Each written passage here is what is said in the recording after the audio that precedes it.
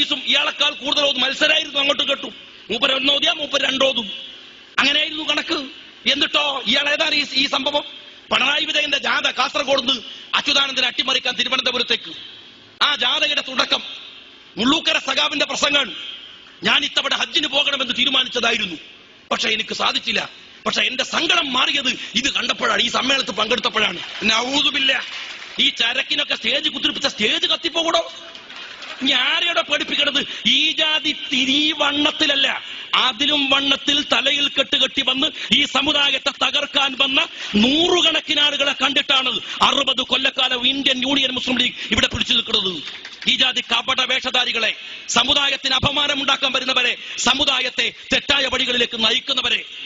എന്നിട്ട് പറയാണ് മുസ്ലിയാക്കന്മാർക്ക് ക്ഷേമനിധി ഏർപ്പാട് ചെയ്ത മഹാപ്രതിഭകൾ ഇല്ലേ, മഹാപ്രതിഭകൾ. ഞാൻ ചോദിക്കട്ടെ, ഈ സമിതിയുടെ അടിസ്ഥാനപരമായി ഈ സമിതി മുസ്ലിങ്ങളോട് പറയുന്ന ചില കാര്യങ്ങളുണ്ട്.